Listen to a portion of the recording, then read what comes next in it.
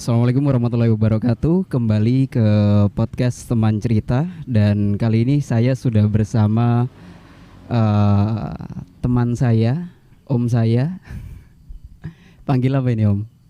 Masai. Oh Masai, iya, Masai Laros. Kalau teman-teman pernah, mungkin ada yang sempat viral se-Indonesia.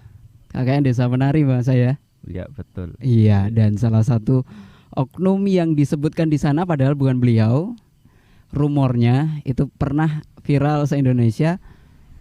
Katanya, oh ini tokoh siapa om? Bima ya yang kalau disebutkan. di KKN. Karena waktu itu orang-orang masih bertanya-tanya gitu ya om, siapa sih Bima gitu. Ternyata ada satu foto yang kemudian itu digodok sama teman-teman media, padahal enggak sama sekali bukan gitu ya. Iya Mas Sai, di kesempatan kali ini kita membahas soal distraksi. Saya sebenarnya awam dengan kata-kata ini, distraksi. Terlalu apa ya? Mungkin bisa dikatakan terlalu ilmiah gitu ya. Iya betul. Ini Betul ya? bagi saya yang awam pun juga nggak begitu paham ya istilah itu. Baru ini. Baru ini ya. dengar juga. Distraksi. Biasanya teman-teman bilang, wah aku ke distract ini gitu. Biasanya teman-teman yang kerja, aku ke distract. Nggak tahu ke distractnya karena apa. Biasanya karena mungkin moodnya kurang baik atau ke distract masalah di rumah dan lain sebagainya. Nah, bisa kita garis bawahi bahwa distraksi itu adalah gangguan. Gangguan kalau menurut Wikipedia kemarin aku searching gitu sih. Intinya gangguan gitu.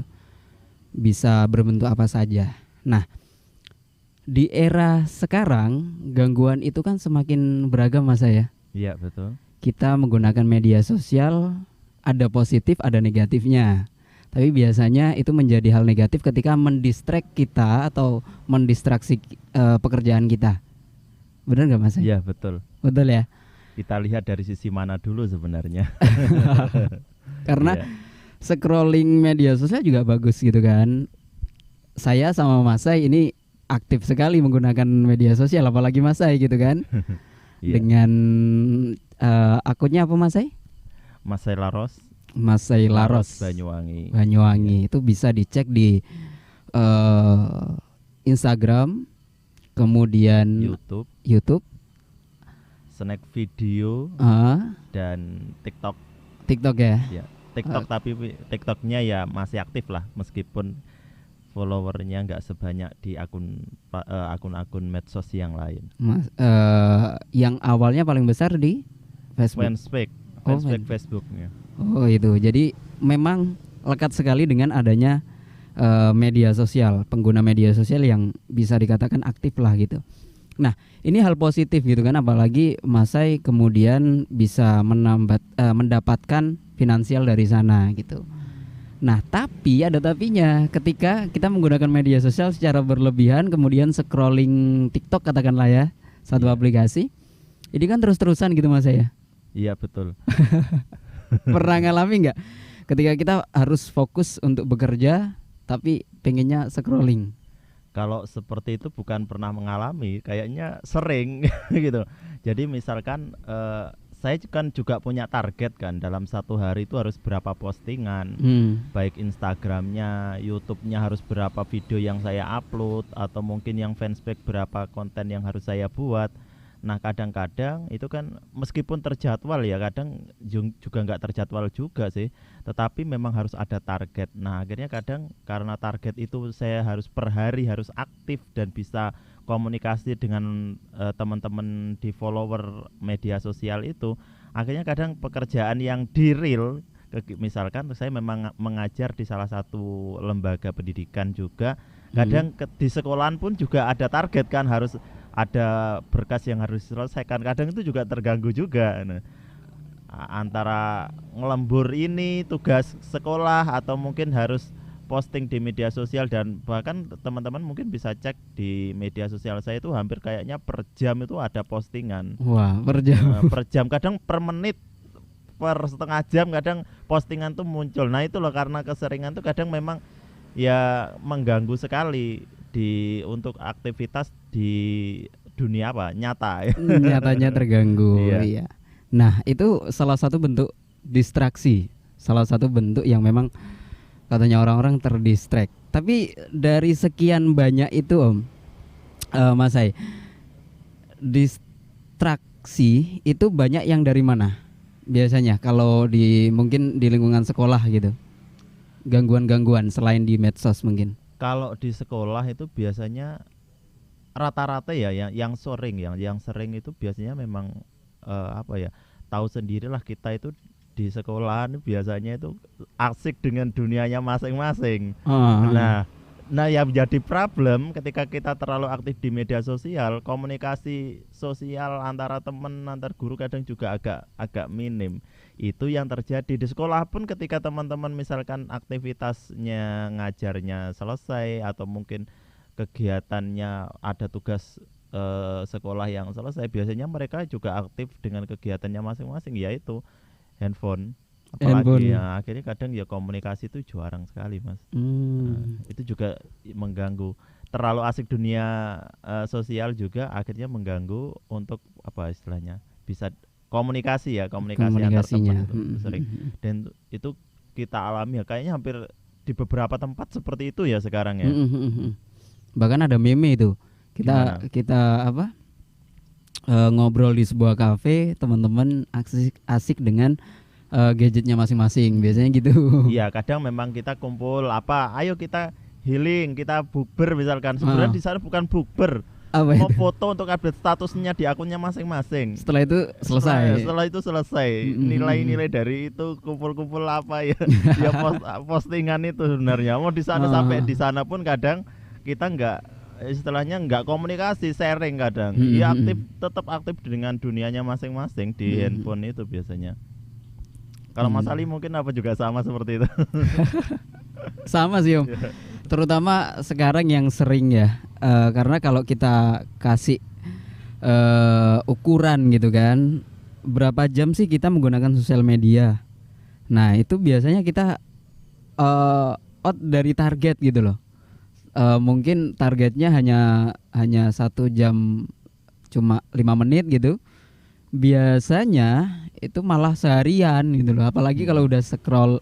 Sekarang kan zamannya gini, kita nonton reel atau nonton katakanlah di YouTube, itu kan ada short ya. Iya. Kemudian di TikTok ada, ya udah seperti itu gitu kan. Kita nggak sadar itu scroll gitu kan. Bahkan di TikTok itu kan ada yang sampai 10 menit gitu kan.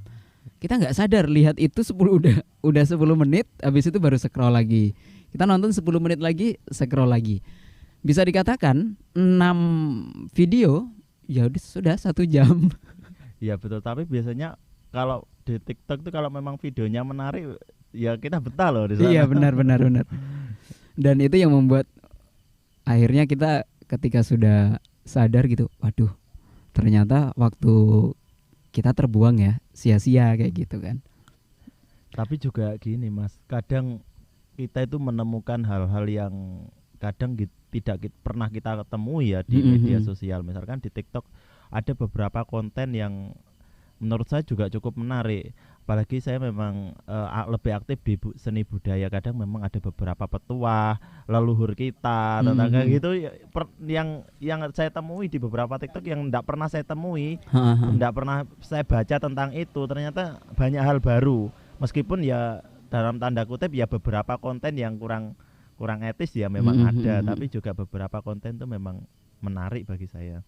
Nah, ini berarti di situ ada satu hal sebenarnya yang semuanya positif tapi ada sisi negatif gitu kan. Termasuk ini Mas Hai, kalau biasanya anak muda itu kan selain media sosial juga game ya. Iya, game. Game. Mungkin murid-muridnya Mas Hai ada yang nge-game juga gitu kan. Kalau saya bukan gamer dan juga HP saya itu enggak ada gamenya. Kalau saya ya, cuma memang ada beberapa siswa yang ada di lembaga di mana saya mengabdi itu biasanya jam istirahat Mas. Jadi datang ke lab komputer, di sana ya main game. Tapi kalau saya ya monggo silakan game, yang penting gamenya game positif, bukan game yang aneh-aneh, ya kira enggak masalah ya. Iya benar. Jam istirahat itu pun juga waktunya cuma 15 sampai 30 menit kan jam istirahat itu. Nah, enggak masalah. Kalau dari segi game kan kita tahu ada si game kemarin ada yang namanya e-sport gitu kan. Berarti dalam tanda kutip kalau media sosial tadi orang bisa mendapatkan manfaat dari sana, mungkin dari kontennya bermanfaat atau juga dari akun kita yang bisa mendapatkan uang. Nah, di sisi game juga ada orang-orang yang memang expert di sana, orang-orang yang memang fokus di sana dan kerjanya di sana sehingga ada muncul atlet-atlet.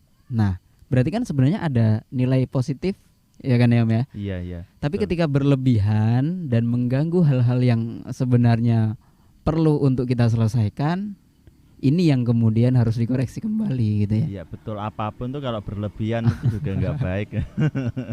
Termasuk Iya. nge-game mah. Karena saya jujur ya sekarang masih nge-game gitu kan. Kadang-kadang masih nge-game gitu. Kalau saya itu memang dari kecil Mas gak seneng game itu. Dari Dulu kecil ya? waktunya main apa gamebot tuh ya. Dulu kan masa kecil kan gamebot. Oh iya, ada begitu gamebot. tertarik. Terus Mm-mm. ada lagi setelah itu gamebot sudah mulai ditinggalkan. Ada namanya PlayStation itu ya. Itu juga apalagi waktu-waktu SMA itu teman-teman sampai yang di pesantren tuh sampai loncat pagar. Kenapa itu? Ya loncat pagar untuk main PS. Oh alah. Jadi waktu kegiatan ngaji itu ndak ikut ngaji, loncat pagar, main PS, nyewa PS itu waktu itu. Tapi saya juga nggak tertarik. Memang dari dulu memang nggak tertarik kalau game. Tapi kalau waktu itu kalau di kegiatan di sekolah, kegiatan acara gamelan, seni, itu wes nggak ikut kegiatan ya ikut. Ya mungkin minatnya beda-beda ya. Berarti memang menetes darah seninya memang dari dulu Mas ya. Iya, betul. Dari dulu memang seperti itu. Nah, perlu diketahui juga Mas saya ini memang aktif sekali mengabarkan hal-hal yang memang berbau dengan seni dan budaya. Bahkan ada embel-embelnya Laros itu ya Om ya. Iya, betul. Laros identik dengan Banyuwangi. Laros ya, lare osing gitu. Lare Osing. Dan ternyata sampai sekarang menggeluti itu sekaligus untuk menginfluence banyak orang mengenal dan mencintai budaya. Gitu Mas. Iya, betul. Tujuan intinya sebenarnya arahnya ke sana. Bagaimana teman-teman semuanya itu khususnya warga Banyuwangi ya. Nah, yang sasaran saya itu lebih ke anak muda sebenarnya. Lebih seneng dengan budaya, tidak hanya seneng tapi juga nguri-nguri atau melestarikan. Dan tidak hanya sekedar melestarikan tapi juga plus tahu filosofi bagaimana cerita atau kesenian di Banyuwangi itu muncul, sejarahnya bagaimana, terus filosofinya apa, mulai dari gerakan, pakaiannya, itu yang saya harapkan tuh semuanya tahu gitu loh. Arahnya ke sana sebenarnya.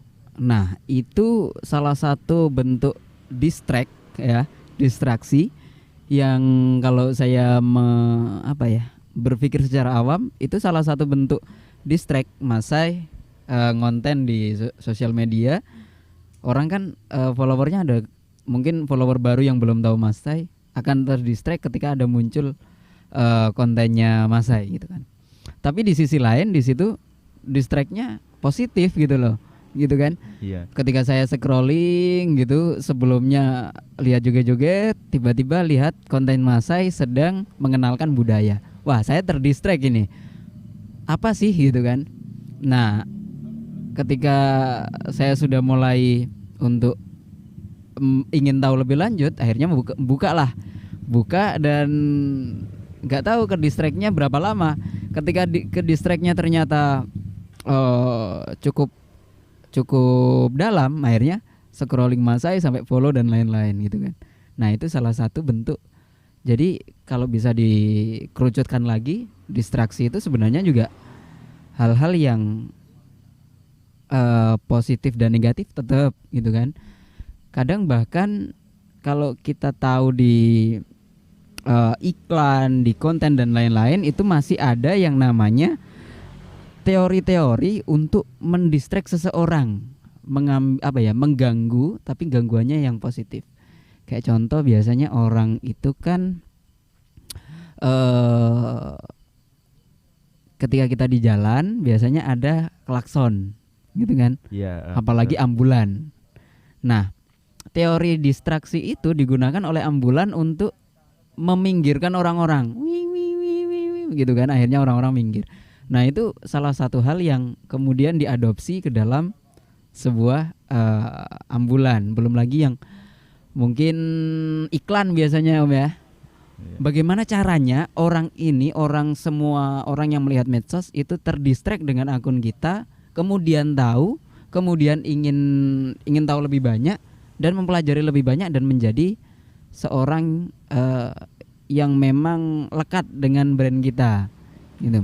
Itu teori yang seharusnya memang digunakan. Biasanya orang-orang marketing gitu.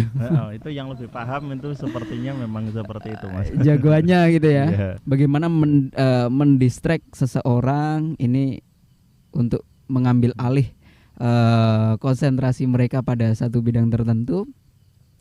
Akhirnya ngenali distract di iklan itu banyak sekali ya dulu. Iklan rokok yang ucapkan 3 permintaan itu. Oh dulu iya, sering Raja Jin itu. Raja Jin.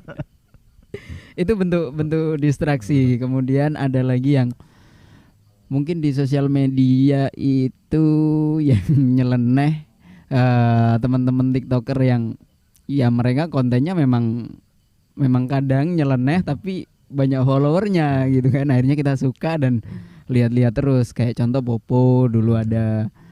Terus apa ya? Bahkan artis-artis kalau udah turun pamornya, itu bagaimana menciptakan sebuah distraksi di masyarakat gitu kan. Membuat sensasi. Membuat misalnya. sensasi Iya, betul. gitu. Biar ya secara otomatis ketika mereka membuat sensasi dan dinikmati orang banyak, itu menjadi uang gitu kan. Dan kadang sensasinya itu ya dalam tanda kutip ya negatif juga. Iya, sih kadang. benar. Ikut campur rumah tangga orang lain dan sebagainya, akhirnya banyak media yang meng-up dan namanya naik lagi. Biasanya kan yang kita sering lihat kan memang seperti itu. Iya, benar. Jadi ketika mulai sudah redup, bagaimana caranya mengambil atensi banyak orang? Iya. Buatlah sensasi. Nanti kalau enggak itu apa skandal apa, biasanya seperti itu. Skandal settingan biasanya ada ya. Iya. Memang disetting untuk ya kalau lurus-lurus aja sepertinya hambar gitu kan. Nah, itu salah satu bentuk distraksi dan mungkin di tempat kalian ada teman-teman bentuk-bentuk itu. Intinya banyak hal di dunia ini yang sebenarnya positif dan negatif berjalan bersamaan gitu Mas ya. Iya. Ya tinggal pinter-pinter kita. Ketika kita sosial media itu positif gitu kan. Tapi kalau misalkan kita tidak bisa istilahnya menyesuaikan hal yang seperti itu, ya akhirnya menjadi dampak negatif bagi kita sendiri. Benar. Sebenarnya. Apalagi kemarin ada yang isu anak main game terus kemudian masuk rumah sakit kayak gitu kan. Sampai orang tuanya pakai apa itu ya, make up ditaruh di matanya, anaknya ketakutan itu. Iya benar. Untuk menghindari kecanduan game.